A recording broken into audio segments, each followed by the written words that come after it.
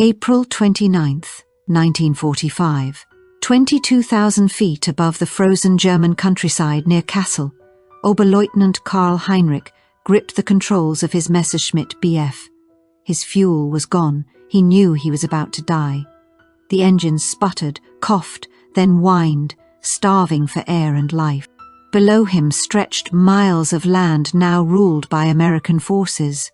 His airfield, his only home in the sky, was far behind, too far to dream of reaching. All that remained ahead was the enemy's world. Karl's fingers shook on the control stick, not from the biting cold, though it gnawed through his gloves, but from what he knew awaited him. The stories echoed in his mind, dark warnings passed between pilots before takeoff. Before continuing, thanks for being here. Stories like this stay buried until someone chooses to listen. Please share where you're watching from. Your presence here matters. American fighters didn't just shoot you down, they toyed with you. They strafed your parachute. They circled as you dangled, helpless in the air, until the last round tore through you. His commander's voice came back to him like a curse. If you bail out over Allied ground, you're already dead. Karl scanned the patchwork of distant villages and fields below, wondering if one of them would soon become his grave.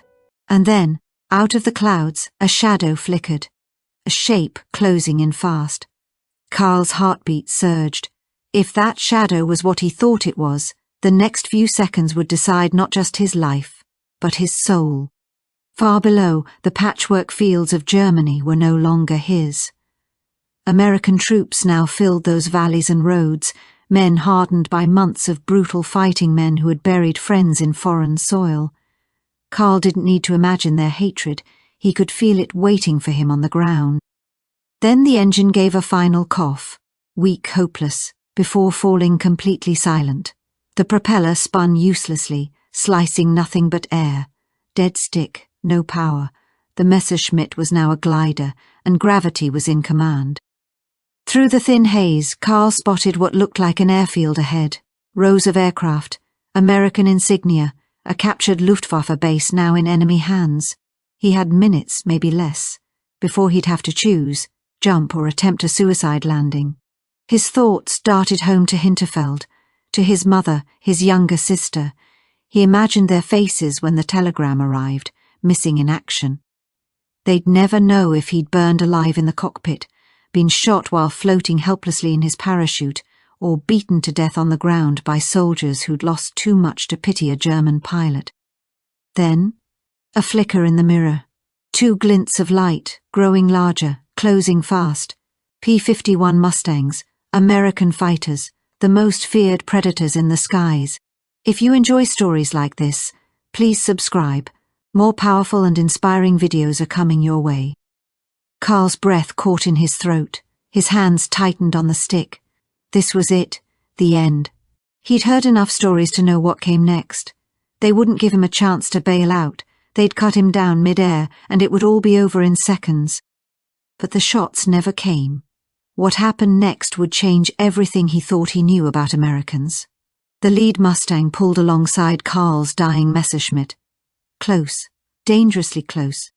And in that split second, as enemy met enemy, something in the American's eyes made Karl freeze. It wasn't hate. What happened in the next few moments would defy everything he'd been taught, and shatter the single rule his commander swore by: they show no mercy. Because mercy, that impossible thing, was now staring him straight in the face. Just a few feet off his wingtip, the silver Mustang held steady.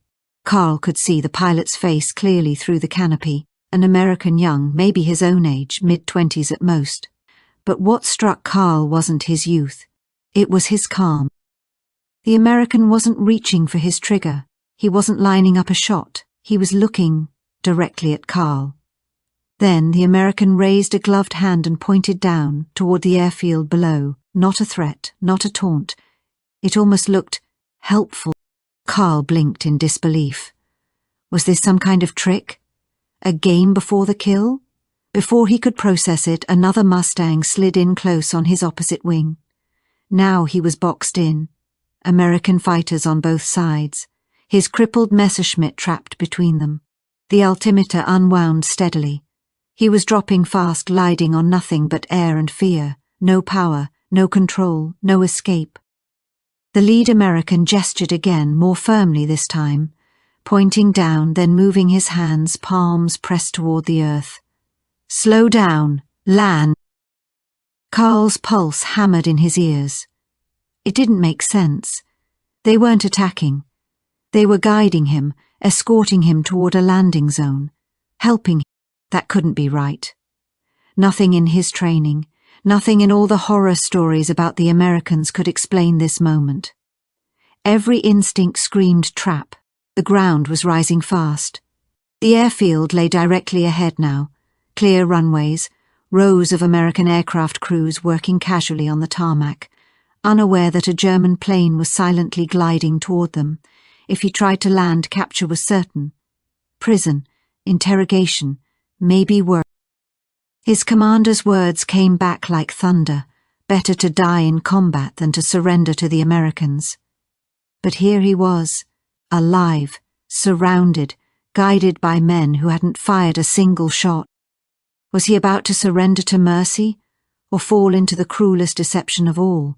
Because the next choice Carl made, to land or to die fighting, would define not just his fate, but everything he believed about the enemy. And somewhere deep in his mind, that warning echoed again. They show no mercy. Yet mercy was the only thing keeping him in the sky. Carl was out of options. The ground surged upward, filling his vision. There was no more sky left to run to. The two American fighters stayed close, one on each wing, guiding him down as if he were one of their own. The image felt unreal. Sworn enemies descending side by side through the cold winter air. Inside the cockpit, Carl's hands slipped inside his gloves, slick with sweat. His pulse pounded against his ribs. Every nerve waited for the sound, the sudden burst of gunfire that would rip through his plane and end it all. But it never came. At barely a few dozen feet above the ground, the lead Mustang tilted its wings. A signal. Then, in a graceful motion, it banked away, giving Carl space to land. The second Mustang remained close, pacing him carefully, almost protectively, a silent guardian guiding a dying bird to safety. Carl reached down, pulling the emergency lever to lower his landing gear by hand. Without power, the hydraulics were dead. For a breathless second he waited, then thunk, the wheels locked into place. He aimed for the runway, fighting the sluggish controls, every instinct focused on coaxing one final glide out of his powerless Messerschmitt. The Mustang stayed beside him until the very last moment, then lifted away, clearing the path. Carl's aircraft struck the concrete, bounced once, then settled into a hard, shuddering roll. No brakes, no power, just momentum and prayer. The Messerschmitt skidded, rolled, and finally lurched to a halt at the far end of the runway. For a long moment, Carl sat frozen, hands still locked on the stick, chest rising and falling like a drum. Then movement, jeeps racing down the tarmac, American soldiers closing fast. This was it, the moment of capture. His hand twitched toward the pistol at his side. Maybe he could still die the way an officer was meant to, standing, defiant, not as a prisoner. But as the Americans surrounded his aircraft, Carl hesitated. Their guns were raised, yet their faces weren't filled with hatred. And as the echoes of his landing faded across the airfield, Carl began to wonder if the real battle ahead wouldn't be fought with bullets, but with everything he thought he knew about mercy. His commander's voice still whispered in his mind, "They show no mercy." Yet mercy had just carried him safely to the ground. But something inside Carl stopped him. How could he raise his gun against men who had just saved his life? They'd had every chance to finish him, to fire as he fell from the sky, and instead they'd guided him safely to the ground.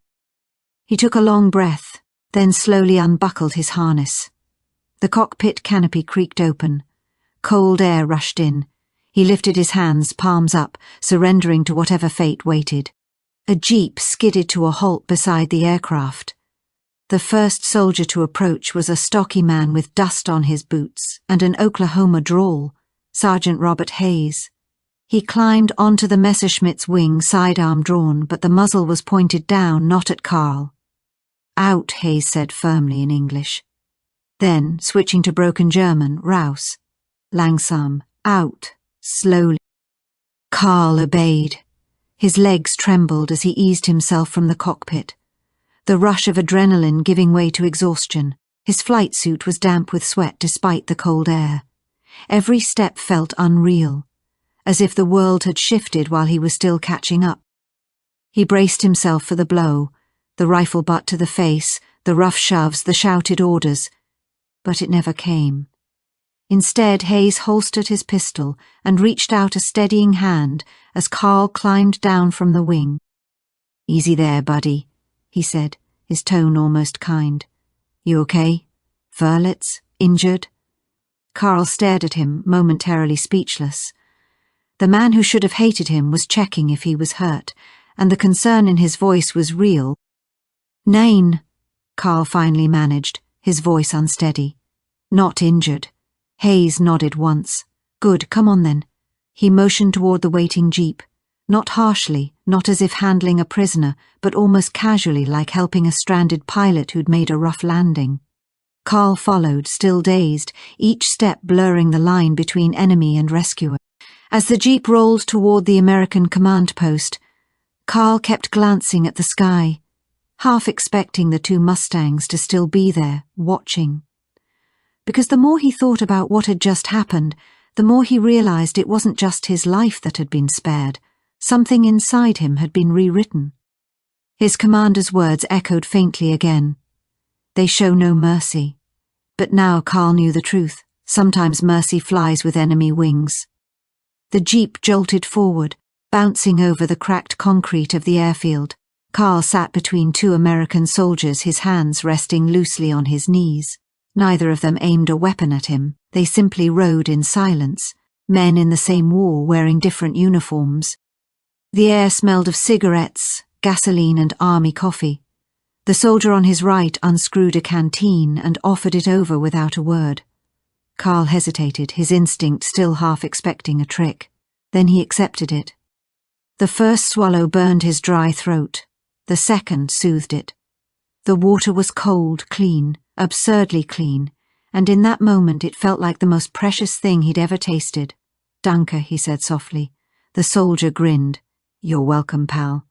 When they reached the operations building, warmth flooded over him as soon as he stepped inside. The March air was still biting outside, but here it smelled of coffee and paper, and life continuing. An officer waited at a desk, Captain James Reynolds.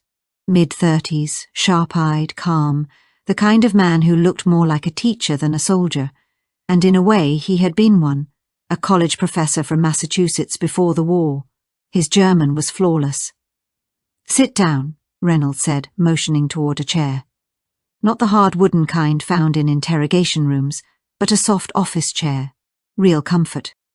On the desk sat a pot of coffee.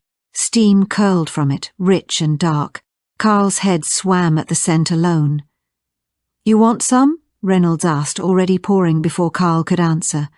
Carl nodded faintly. Words failed him. Reynolds handed over a cup, black, hot, with 2 sugar cubes resting neatly on the saucer. Sugar. Real sugar. Carl stared at it. Germany hadn't seen sugar in months. His people were rationing bread crusts, boiling weeds for soup, and here his enemy was offering him sugar and warmth as if it were nothing. He lifted the cup, the porcelain trembling slightly in his hand. For the first time since the war began, Carl didn't know who the enemy really was. Because if this was mercy, if this was how the Americans treated a man they should have hated, then maybe everything he'd been told about them, about the war, about right and wrong, was a lie waiting to be unlearned. But as the warmth of coffee and sugar filled him, Carl understood. Mercy had found him where death was supposed to. "Those were good pilots who brought you in," Captain Reynolds said, as he settled across the desk, his tone almost casual, like they were colleagues discussing a routine flight. "Captain David Miller and Lieutenant Charlie Brennan, 13th Fighter Group. They saw your engine was gone, and figured you'd rather live to see another sunrise." Carl took another sip of the coffee, It scalded his tongue, but he didn't care. The heat grounded him, proof that this was real. The question slipped out before he could stop it. Why? Reynolds tilted his head. Why what? Why didn't they shoot me down? Why did they help me? Reynolds looked genuinely surprised, almost offended by the question. Because you were defenseless, he said simply. What kind of men do you think we are? The words hit harder than any interrogation could. They dismantled something deep inside Carl, something built by years of propaganda and fear. Over the next hour, the world as he understood it began to fall apart. They escorted him to the POW compound. Not a cell, not a cage, but a repurposed barracks, rows of bunks, warm blankets, and a stove crackling with real fire. A dozen other German prisoners were there, all wearing the same expression he felt on his own face. Disbelief. None of them looked beaten or starved, just stunned. An American medic approached, clipboard in hand. Let's take a look at you, he said, through an interpreter. I'm fine, Carl insisted, but the medic checked anyway. Blood pressure, eyes, heartbeat. Finally, the medic nodded. You're dehydrated, he said gently, and you've got frostbite starting on your fingers. We'll get you sorted out. Carl didn't know what to say. The enemy was tending to his wounds, treating him like a man, not a monster. That night, lying in a warm bunk with clean blankets, Carl couldn't sleep. Every time he closed his eyes, he saw those Mustangs, the silver wings, the steady formation, the hand signals that had spared his life. They gave him ointment for his frostbitten hands, a thick wool blanket, and a package of American K rations, canned meat, crackers, chocolate, cigarettes. The chocolate was dark and rich, melting on his tongue like a memory from childhood, from a world before the war had stolen warmth and sweetness. Carl ate it slowly, letting each piece dissolve as if it might vanish if he hurried. That evening, Captain David Miller, the pilot who had escorted him down, appeared at the doorway. He carried a thermos of steaming soup and an extra pack of cigarettes. Figured you might be hungry, Henderson said through the interpreter, setting the thermos on the table. That was some fine flying out there. Dead stick landing in a Messerschmitt on a strange runway? That takes skill. Carl looked at him, uncertain what to say. An American pilot, one of his enemies, was complimenting him. For years, men like Henderson had been the faceless threats in the sky, and now here he was offering soup and respect, as if they were simply two pilots after a long day's flight. Henderson reached into his wallet and unfolded a photograph, a smiling woman with two small children. My wife, Betty, he said softly. Donna's 5. Little David just turned 3. You have family? Carl hesitated, then nodded. My mother, my sister. They'll be relieved to know you're alive, Henderson said. The Red Cross will send word soon. Pal's better than missing, right? For a long moment, neither spoke. The only sound was the faint crackle of the stove. Two fighter pilots, once enemies, now sat across from each other in a quiet barracks, sharing warmth, memories, and the strange realization that they were not so different after all. Listen, Henderson said after a pause, his tone steady but sincere. I know what they probably told you about us, that we torture prisoners, shoot them, treat them like animals, but that's not who we are. You'll be treated fairly according to the Geneva Convention. You'll get medical care, proper food, male privileges, and when this war ends, and it will end soon, you'll get to go home. Something inside Carl shifted at those words, not shattered, but softened like ice starting to thaw. He swallowed hard before replying in halting English. In Germany, they say Americans are animals. Henderson chuckled, shaking his head. Yeah? Funny thing, we were told you Germans eat babies for breakfast. Guess propaganda works both ways, huh? In the weeks that followed at the temporary POW camp, Carl's understanding of his captors unraveled piece by piece. The Americans didn't treat them cruelly or with hatred. The food was simple but enough. K rations, powdered eggs, canned meat. The same meals the guards ate. When Red Cross parcels arrived, the prisoners were even given first choice. Chocolate, cigarettes, real coffee, soap, small things yet to men who had lived on scraps and ration cards. They felt like treasures. Medical care was given freely, without suspicion or punishment. One of the younger pilots, Weber, who had been shot in the leg before capture. Each day chipped away at the story Carl had been told about the enemy, and replaced it with something far more difficult to process: humanity. The American doctors treated Weber no differently than they did their own wounded soldiers. They gave him sulfur drugs, changed his bandages regularly, and performed surgery to remove the bullet. In time, Weber was walking again, unsteady, with a limp, but walking. Carl knew that if Weber had been captured by his own side, in a German POW camp, he likely would have lost the leg. Carl observed the American guards for days, expecting the cruelty he had been taught to anticipate, but it never came. The guards were professional, sometimes indifferent, sometimes even kind. One of them, a young man from Midvale named Ben, spent his free hours teaching Carl baseball phrases. In return, Carl taught him a few colourful German curses. They'd laugh quietly together, two boys from opposite worlds. The prisoners were even allowed to write home. Their letters were censored, but they were sent through the Red Cross nonetheless. Carl wrote to his mother, assuring her that he was alive, unhurt, and being treated with respect. He doubted she'd believe it. Over time, Carl realized something that shook him more than the capture itself. The Americans weren't kind because they were soft. They were kind because they believed in order, laws, principles, the Geneva Convention. They treated prisoners with dignity not in spite of the war, but because that was who they were. It wasn't weakness, it was discipline. Then one quiet afternoon in early April, Carl sat outside the barracks, enjoying the rare sunshine, when he heard something faint on the breeze. Music. American music. Someone had set up a radio nearby, and Glenn Miller's orchestra was playing in the mood. Before he knew it, Carl's foot was tapping. He had loved swing music once, back before it was forbidden in Germany, labelled as degenerate American art. A guard noticed him tapping along and grinned. "You like swing?" one of the guards asked with a grin. Carl nodded. "Before the war, yes. I used to listen to it often." "No kidding," the guard said, clearly intrigued. "Hold on." He disappeared for a few minutes, and returned carrying a portable record player and a small stack of vinyls. Benny Goodman, Duke Ellington, Artie Shaw. Carefully he set the player up in the common room and lowered the needle onto a record.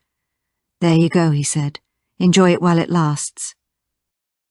That night, American guards and German prisoners sat together under the same dim light, listening to jazz echo softly through the barracks. They didn't speak much. They didn't need to.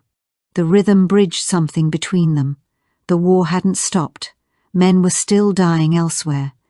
But in that single evening, they were simply people again, people who loved the same music. A few days later, a new prisoner arrived at the camp. His name was Klaus, a Luftwaffe pilot whose plane had been hit during combat. His hands were wrapped in heavy bandages, his face twisted with burn scars. His anger burned hotter than his wounds.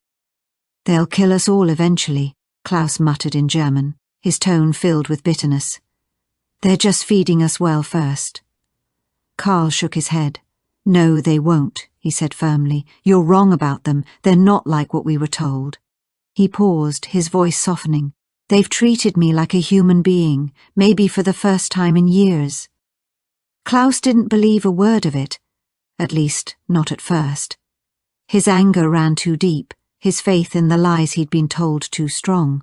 But over time, something began to change.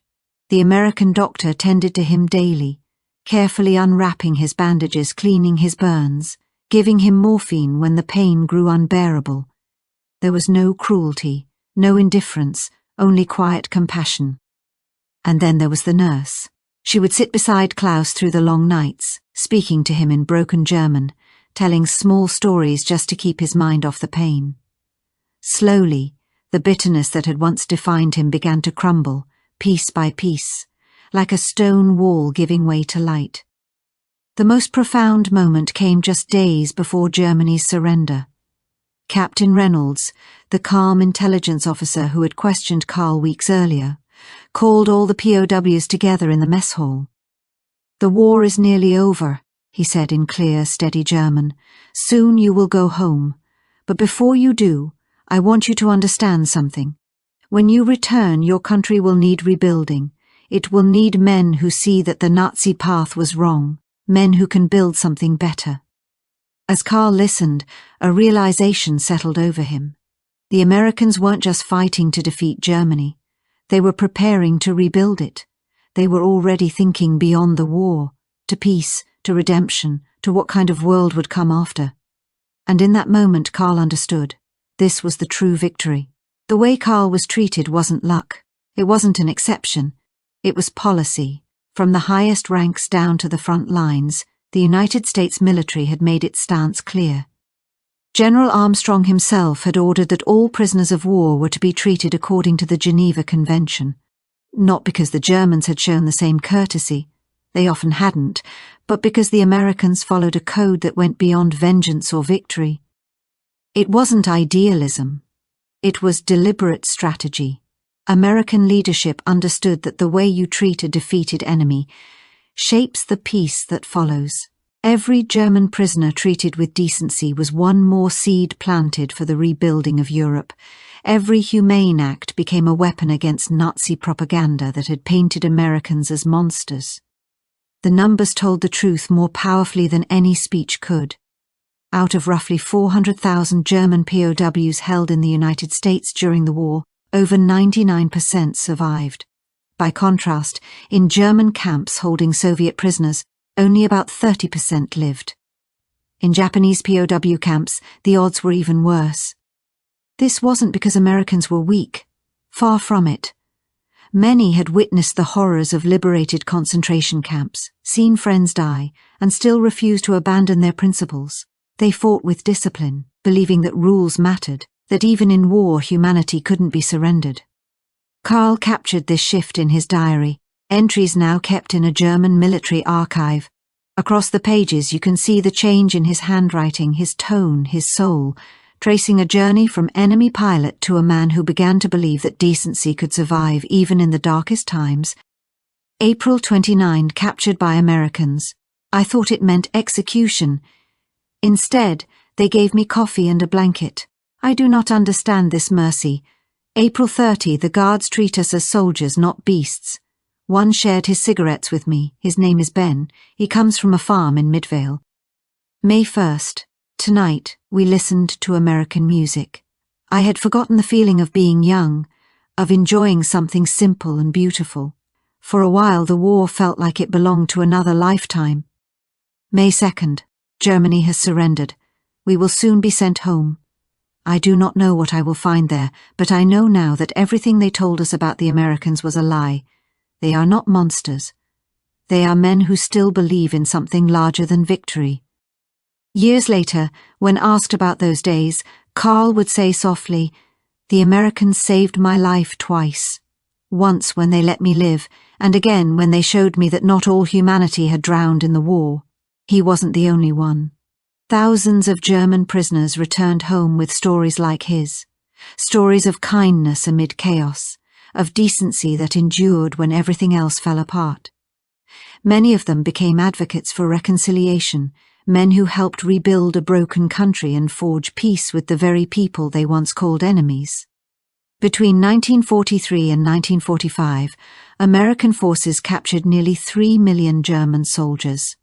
Most of them were treated according to the Geneva Convention. In many US POW camps, German prisoners were even offered education and vocational training, classes in languages, engineering, and trades, so they could rebuild their lives when the war ended. It was a stark contrast to the brutality on the Eastern Front, where German and Soviet armies waged a war of annihilation, or the Pacific, where surrender often meant death. The difference wasn't only moral, it was strategic. By 1945, American leaders were already looking ahead. They understood the next great struggle would not be with Germany, but with the Soviet Union. To secure peace in Europe, Germany, at least the western part, would need to become an ally, not a bitter, broken enemy. Every German prisoner who returned home saying, "The Americans treated me with fairness," helped lay the foundation for that future. Karl Heinrich was repatriated in August 1945. In Hinterfeld, he found his mother and sister alive, living among ruins but surviving. His father had been killed on the Eastern Front. His hometown was rubble, but it still stood. Using the one skill the war had given him, flying, Karl joined the reborn Lufthansa in the 1950s, helping to reconnect a shattered nation to the wider world. He never forgot those 3 weeks as a prisoner, or the American pilots who had chosen mercy over murder. In 1953, he emigrated to Canada, built a business, raised a family, and lived out his days in peace. For the rest of his life, whenever he looked up and saw contrails streaking across the sky, he remembered the 2 silver Mustangs that had once appeared beside him, proof that even in war humanity could still take flight. For years Karl searched for Captain David Miller, the man who had spared his life. He wrote letters to American veterans organizations, combed through records, followed every lead he could find. Then, in 1971, nearly 3 decades after the war, he finally located him. Henderson was retired, living quietly in Florida. When they met at the airport, 26 years after that day in the sky, both men broke down. 2 former enemies, now grey and frail, standing face to face. Karl embraced him, tears streaming down his cheeks. "Thank you," he said simply. "Thank you for giving me my life." Henderson smiled, brushing it off like an old soldier. "I just did what was right." The 2 men stayed close until Henderson's death in 1980. At his funeral, Karl stood before the mourners and told their story, the day an enemy pilot became a protector, the day hatred gave way to decency. It was a moment that stripped war of its illusions and left only humanity behind. Karl's story was just one among thousands, but together they carried enormous weight. By choosing compassion over cruelty, the United States hadn't only won the war, it had secured the peace. When the Marshall Plan began rebuilding Western Europe, Germans didn't resist American aid. They embraced it because their encounters with Americans, many as prisoners, had shown them that the United States could be trusted. That trust reshaped the world. West Germany rose from the ashes to become a democratic ally, an engine of Europe's economy, and a cornerstone of the Western Alliance. Japan and Italy would follow the same path. And it all began with small acts of decency, like one pilot refusing to pull the trigger on another. By 1960, the Axis powers that had once plunged the world into chaos had become the democratic allies of the United States. That transformation didn't happen by chance. It was the result of deliberate policy, one rooted not just in power, but in principle. From the lowest-ranking infantryman to the halls of the Pentagon, American leadership understood that treating even an enemy with basic dignity was more than moral. It was strategic. Decency, it turned out, was a form of brilliance. In a 1990s interview, Karl looked back on those years and spoke softly about what he had learned. "Propaganda," he said, "is a poison. Both sides used it. But the difference was that when I met Americans in person, their actions shattered the lies. They proved that even in war, human beings could choose decency over cruelty. And that choice, that's what separates civilization from barbarism." His children and grandchildren grew up hearing the story, over and over, of the day mercy came from the sky. His grandson would later become a pilot in the modern German Air Force, flying side by side with Americans during NATO missions. The circle had closed, once enemies, now partners in the defense of peace.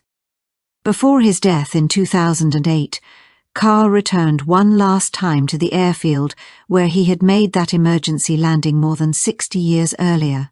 It was a quiet civilian airport now, the roar of war long gone. Standing on that same stretch of concrete, he looked out across the runway and remembered the moment he believed his life had ended, only to realize it was the day his faith in humanity had begun. "I died that day," Karl said softly. The man who believed the lies, who hated people he'd never met. He died in that cockpit, and in his place, someone new was born. Someone who understood that our shared humanity is far stronger than the divisions we create. Karl Heinrich's story is more than a chapter in history. It's a lesson in the quiet power of decency. Think about it. Those American pilots had every reason to shoot him down. They'd lost friends to Luftwaffe attacks, watched their comrades fall from the sky. They were fighting a brutal war where mercy was rare. But in that moment they saw not a symbol of the enemy, but a human being, defenseless, terrified, trying to survive. Instead of finishing him off, they guided him to safety, and then captured him alive. That single act of restraint set off a chain reaction. Karl became a voice for forgiveness, a man who taught his children that honor doesn't end when the fighting stops. His family carried that belief forward, his grandchildren embracing a friendship between the very nations that once tried to destroy each other. Now multiply that one act by thousands. Thousands of German POWs who returned home telling stories of fair treatment, of medical care, of being seen as human beings instead of monsters.